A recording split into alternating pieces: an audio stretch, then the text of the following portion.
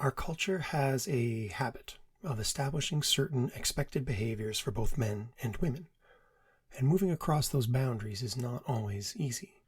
This is something that we're going to discuss today as it applies to the superhero, a traditionally masculinist fantasy. But what happens when you give the women agency in such a universe, and how is an audience likely to react? Additionally, is it your birthday? It's your birthday. Happy birthday. It's your birthday. Happy birthday. It's a great day. That's what we say. Happy birthday to you. Okay, so we have a whole lot to cover coming off of Dr. Papard's guest lecture from our last lecture. So let's maybe jump straight into a little bit of theory. So what we're going to be working with today is one variation on gender as a construct. In Masculinities, E.A. Connell defines sex roles, quote, in which being a man or a woman means enacting a general set of expectations which are attached to one's sex, the sex role. In this approach, there are always two sex roles in any cultural context, a male one and a female one. Masculinity and femininity are quite easily interpreted as internalized sex roles, the products of social learning or socialization. So note the use of the term role here. This is performance. This is somebody putting things on in order to be accepted in society. The consequence of not playing to the role are different variations on like shunning, in what's commonly referred to as panopticism, which is the theory of Foucault that there are ways in which we police each other. And if anybody ever demonstrates like deviant behavior, we just isolate them. And they're like, oh crap, I don't like being isolated. And as a result of that, maybe they don't wear pink dress shirts to work the next day. So for Connell, this approach is a fallacy. But for decades of superhero comics, the idea had very much pervaded the culture, and the notion that society was split into two sexes with culturally defined attributes and tendencies was very well entrenched. We're a long way from transsexual superheroes at this point in time. It's either or. There's a male role and a female role, a male sex and a female sex, and those things overlap basically perfectly throughout most of superhero comics history. Now, obviously, that's problematic. If you don't fit into either one of those categories, you're told that you have no place in this universe. So we've got the idea of, like, again, a male-female biological binary versus a male-female sex role binary.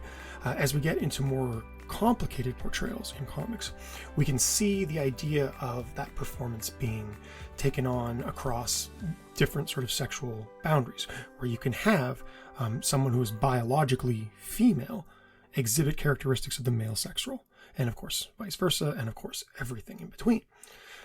So this is what we're going to sort of ground a little bit of our lecture content on today, and see what we can do with this in terms of how the two texts that we're looking at today play against those roles. So, second component that I want to throw at you is just this very simple concept of agency, which you hear talked about a lot. It's really pivotal to portrayals of sex or gender in comics and elsewhere, and it connects to some of the earlier things that we've been working on. So as noted in our previous lecture, women are objectified in superhero comics, in part through the male gaze. Dr. Papard took you through that pretty thoroughly, did an amazing job. Agency, according to Wikipedia, a great source. Please never quote them in your essay, and don't point out the hypocrisy that I'm quoting them on my slide. This is my Vox Populi, which is a different thing, and I'm allowed to get away with this. Wikipedia defines agency, quote, refers to the abstract principle that autonomous beings or agents are capable of acting by themselves to make plans, carry out actions, or make an informed and voluntary decision based on their knowledge and intentions. Note that agency would conflict with the fetishism component of the male gaze that we talked about 2 lectures ago. What I mean by that is if a character has agency, it's harder to sexualize her and fetishize her according to the male gaze. So we're sort of at odds here. Female characters often don't have agency in comics because it sort of defeats the sexual fantasy to some degree. And that's obviously a little weird and says a few things about what the male gaze finds attractive that we should interrogate in a different form. Note again, however, that the objectification is specifically connected to sexualization. So there's a clear correspondence between sexuality and sex roles. What I mean by that is that the things that women are kind of allowed or encouraged or mandated to do in our culture are very much closely tied to the things that the dominant power, which is to say men, find sexually attractive. So again, there's really weird intersections between sexuality and gender as a construct. And we can play with that as they kind of come out, and certainly that's something we can talk about in discussion forums. Okay, so what I have for you here are some examples of the different ways that women are sexualized in comics specifically. And Dr. Papard talked about a few of these. She actually used some of the images that I was using as well, which I think is kind of funny. So first example you may have heard of a lot is called Brokeback. I know Dr. Papard mentioned it. This is contorting the anatomy of a female character in an effort to showcase their breasts and buttocks simultaneously, which really shows the extent to which comics will go to sexualize a female character. They will distort anatomy. Now, we can be kind of cool and connect this to McLeod and suggest that this is just another example of what he refers to as non-iconic abstraction, right? Something metaphorical. A woman's body can't really bend that way. The point is I'm going to distort reality in order to make something sexier. That kind of works, except I would argue that these images distort reality in a way that implies that they're not, if that makes any sense whatsoever. They seem to suggest that women are fully capable of actually doing this in real life. It's a subtle distortion, and I think that subtlety makes it a little more insidious. But we can talk about that once again. So Brokeback, again, commonly discussed. We also have the problematic concept of sexy, injured / unconscious women. Women tend to be frequently sexualized when they're being attacked or they're no longer awake in comics, and that's kind of messed up. We have again a conflation of sex and violence, coming back to our discussion of Tijuana Bibles. But here it's a little more problematic in that it undermines a character who otherwise could be seen as a heroic paradigm. Again, Rogue on a mountain of bricks, passed out, about to be smashed to death by a giant robot, and she looks like she's posing for the Sports Illustrated swimsuit issue. That really deflates the sense of tension and danger and your sense of emotional horror that this character might eventually be wiped out of your book kind of thing. So we can see this undermining other aspects of the characterization. That's my point. We have sexualized underage characters. This is a huge problem in comics, especially in, say, the 70s and 80s when comics were targeting younger readers. So if you are trying to make something that's appealing to a bunch of 13-year-olds, sex can be an important component of that. And I know that's sketchy in all manner of ways, but it was definitely something that editorial had on their minds. And I'm pretty sure, we don't have direct evidence of this, I'm pretty sure illustrators were very much encouraged to do that. We actually do have one example where Captain Marvel, who Anna talked about last week, what happened was they were designing the character, and she's supposed to be this ultra feminist in the original conception, right? So Dave Cockrum does all these designs, and Stan Lee doesn't like them. And he brings them to Stan Lee, and Stan Lee says, "This is what I was looking for all along, tits and ass."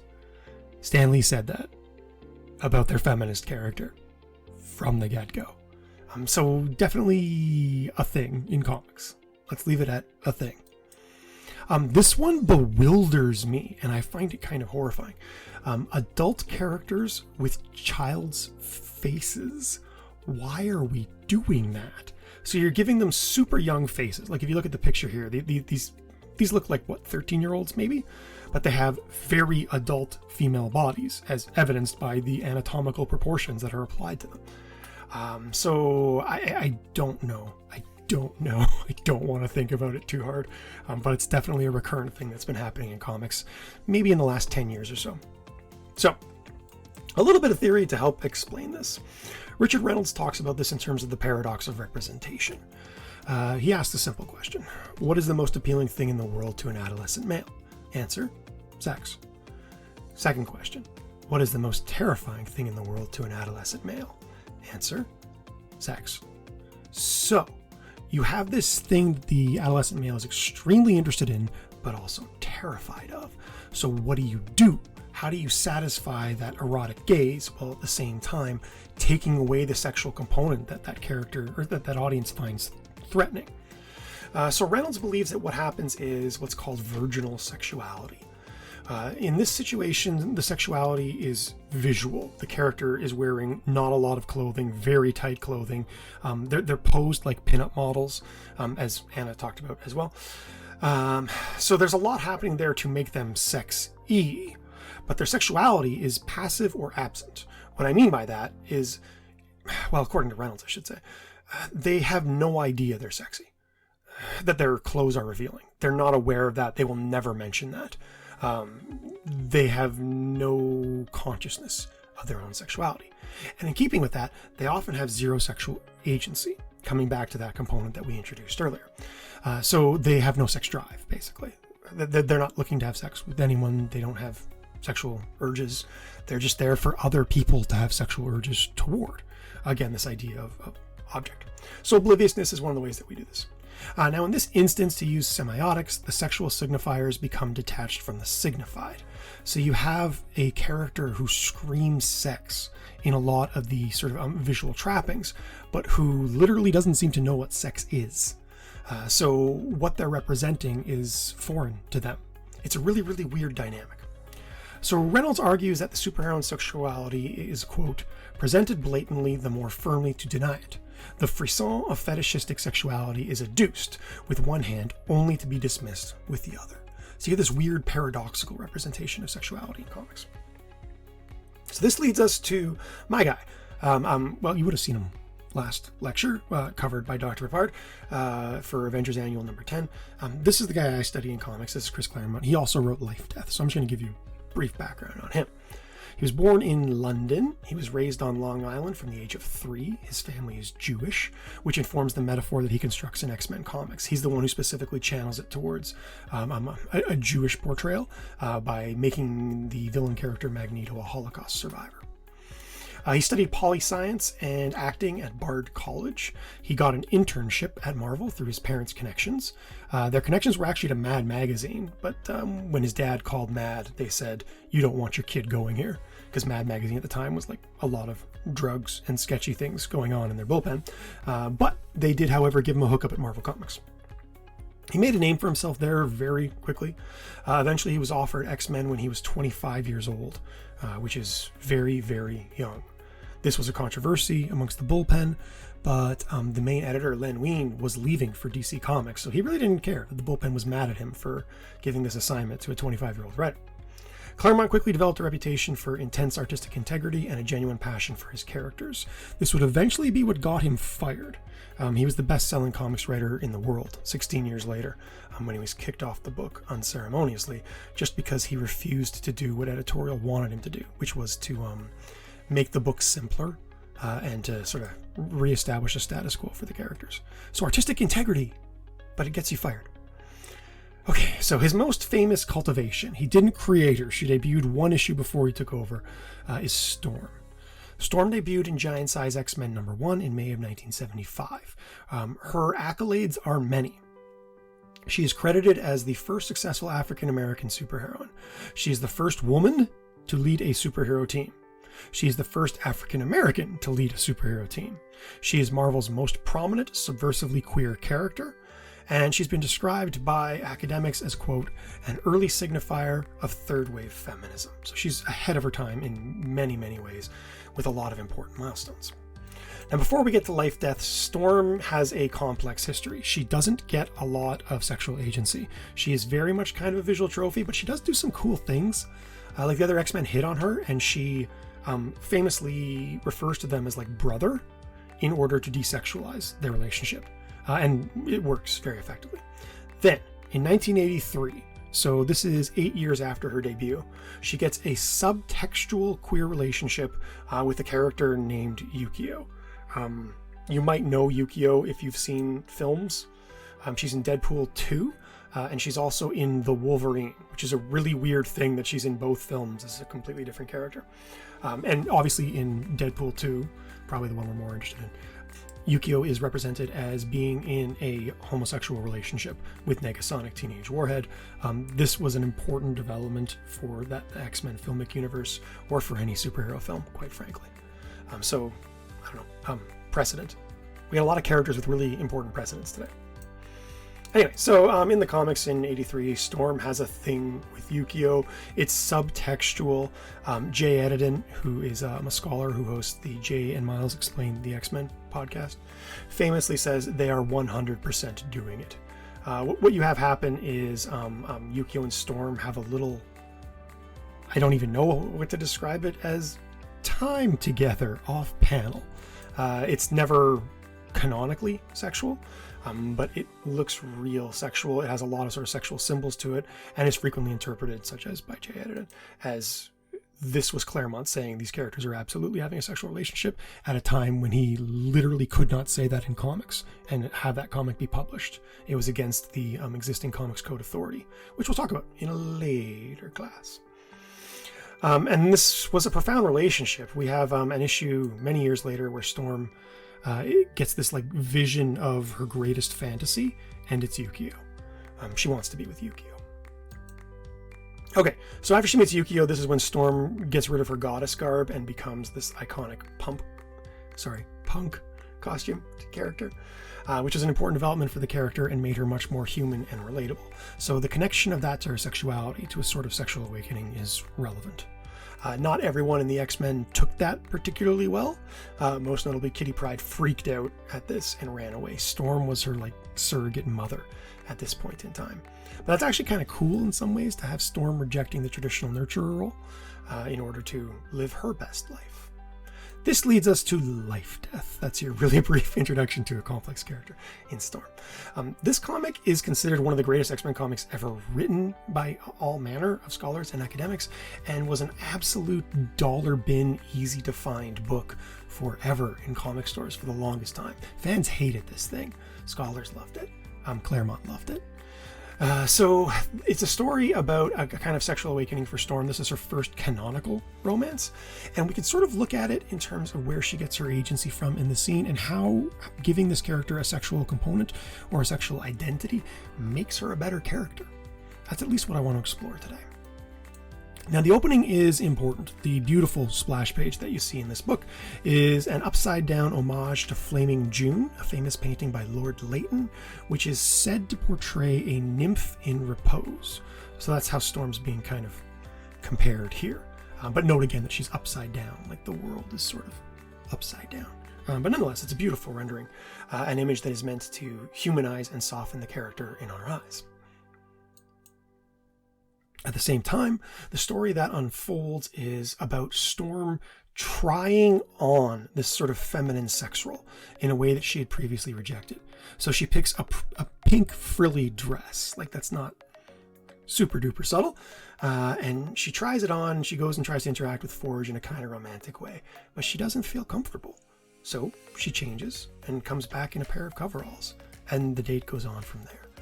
So Claremont is suggesting somewhat subtly that Storm is experimenting with her own feminine role or identity in this text, and ultimately landing, as she tends to as a badass character, on what makes her happy, what makes her comfortable. The story ends with Storm getting really pissed off that Forge is more or less gaslighting her, and she punches him out and she leaves. And that's the end of your Life, Death, a Love Story. Nonetheless, coming out of this experience, Storm is seen to be wiser, more mature, and intelligent. She goes on a pilgrimage to Africa, her ancestral home, thereafter, where she comes back eventually and actually defeats Cyclops in a contest for leadership of the X-Men at a time when she has no superpowers. He shoots lasers out of his face. They're not actually lasers. We don't need to get into that. I'm a big nerd. But it's fun to say he shoots lasers out of his face. She has no superpowers. She beats him in single combat and becomes a leader of the X-Men. So obviously she gets something out of this experience and comes back stronger. She's developing her sense of agency, and her sexual identity is an important way for her to do that. Now, in comics, when you traditionally keep women as these sort of virginal sexual trophies that Reynolds describes, you can see that making it very difficult for them to be relatable characters, and for their portrayal in particular of sexuality to be relatable to, I would say, any audience, not just a female one, but probably especially a female audience. So there's interesting things happening there that we'll take up in the discussion forums. I just wanted to walk you through the key idea. This leads to Mockingbird. Mockingbird is a more recent creation. The creators, Chelsea Kane, born in 1972 in Iowa, spent her early years living on a hippie commune. She actually wrote a book about that, which got her a lot of attention. She has a master's degree in journalism. She's worked in PR, and she's published humor books on the side. She became a best-selling author with Heartsick and its 2 sequels beginning in 2004. Kate Niemczyk is a Polish comics illustrator with a background in marketing and video games, including she's done a lot of art for Overwatch, if anyone's into Overwatch. Mockingbird is her first comics work, which floored me to learn, because her comics work is real good. So, Mockingbird has been most commonly read in comics critical circles as an oppositional figure to the discourse of women in comics. What I mean by this is it's considered like a statement book that is like an attack on the portrayal of women in comics. This is not ideal and reflects broader problems, but it is maybe a productive angle to take on it for the time being for us. More importantly, the text does invite this through processes of self-awareness. There's a lot of sort of tongue-in-cheek jokes about how women are usually portrayed in comics throughout Mockingbird that are kind of delightful, frankly. The more so, the more familiar you are with these tropes. Now, one more piece to set this up. Scott McCloud says in a book that you don't have, I assume, anyway, not Understanding Comics, but another book called Reinventing Comics, quote, "The history of gender imbalance in comics is one of the most striking examples of comics' squandered potential. To the extent that comics has been a boys' club in the US, it has blundered away half of its potential power and potential audience with a single swipe. To a 14-year-old male mainstream comics fair in the mid-70s, the very idea of women making comic books was exotic. The few titles read by girls were created primarily by men, and if ever there was a genre tailor-made for adolescent boys, the market-winning superheroes were it." So one of the main ways that Mockingbird takes this up is with the inversion of traditional gender roles. You have the female protagonist exhibiting a sense of power and agency, including sexual agency. She totally just picks up a dude because she wants to have sex with him. At the same time, the male characters are objectified and fall into subservient love interest roles in a way that is quite typical of a female character in comic or frankly mainstream media. But here it's a simple gender swap. We can compare this to something that Anna brought up in the last lecture, the Hawkeye Initiative, which just all it does is take poses of female characters and puts Hawkeye into them, and it reads as weird. And I think what we're getting with here is a sort of form of what we might call gender dissonance, where the character is, again, exhibiting the sex role specific to this medium. What I mean by this, I'm making this way more complicated than it has to be, is that Bobby is acting the way that a male superhero acts, and the men she's interacting with are acting the way that a female superhero, or even just female side character, might act. And the audience got real mad at that. What ended up happening was Chelsea Kane was actually chased off Twitter by the MRA, who took exception to her portrayal of a superheroine in Mockingbird, which is, I don't know, maybe, okay, definitely unfair. There's also some cool commentary on patriarchy in general with a neat little metaphorical setup. Kane sort of sets up the idea that bureaucracy, which is usually manifest in terms of like S.H.I.E.L.D., you don't get a lot of this, but it's in some of the initial notes at the front of the thing, is basically like a patriarchal authority. Bobby's exhaustion within a bureaucracy is sometimes interpreted as a metaphor for women's exhaustion with the patriarchy in general, and the way that she panders to them and plays to their role, even though it's silly and obstructive and annoying, is maybe part of that commentary. Though obviously you're free to disagree with that. And again, something we can talk about. Also at play is the idea of toxic masculinity, one of the major themes informing the antagonists in the second volume of the series, which you don't have, is toxic masculinity and its capacity to create, for lack of a better term, monsters, both for men and women. There, Kane engages with some of the sexism, misogyny, and sexual violence that have informed the character in previous iterations. Mockingbird does have a lot of baggage, and some of it is sketchy as hell. Very similar to Storm, but with a much less progressive history. Then there's the visual element. Bobby visually can be seen to conform to the male gaze if you want, or can be seen to very much not perform to the male gaze. She's not rendered as an unattractive character, but neither is Superman. Is she specifically sexualized for a male audience? I sincerely doubt it. But again, something that we can discuss. You know what? Why don't I give you things to help us discuss it? So this is from an article that was published 6 years ago, which tried to outline the sort of evolutionary traits that inform the visualization of women in comics and what makes them erotic to a male gaze audience, obviously. So here are the elements that they isolated. Hip to waist ratio. So they want to have that like hourglass form, which is considered sexually appealing from an evolutionary perspective because it's supposed to indicate capacity to give birth to children somehow, to humans subconsciously. Related to that, hip mobility, which again is supposed to indicate the ability to give birth to children. Super good. You learn things when you study comics in this abstract way. So we see this manifested a lot with female characters represented with cocked hips. That's where they have the hip pushed out to one side or the other, and they do that a lot and to a degree that seems to exceed the possibility of human comfort. Large breasts, kind of no-brainer, again associated with the ability to be like a nurturer for a child by providing a food source. Sexual arousal. This is complicated, but we do see a lot of things like female characters rendered with protruding nipples, rendered with a blush on their cheeks or large, thick red lips, all of which are biological symptoms of arousal, essentially, that you are quite capable of reading subconsciously when you see it, but that we don't, I think, talk about too terribly often. Although, fun fact, a lot of the cosmetic industry is designed to simulate those signs. So again, red lipstick, blush on cheeks. So that's a huge can of worms. Let's not touch it all. Then you have youth, of course, because the younger you are, the more children you can in theory have. Clear skin, no idea what that is about, but apparently health somehow. Physical fitness, again, health. And bare skin, which is portrayed or perceived as like a willingness to be sexual with the male gazer. So the theory is that these are some of the major components by which female characters are visually represented in conformity with, in order to simulate or stimulate that reaction in the male audience specifically. And I feel gross, so let's move on. Ironizing existing tropes. Now here we get something that I think Kane does extremely well. She has this devastating and devious sense of humor in her portrayal of Bobby and other elements of the text.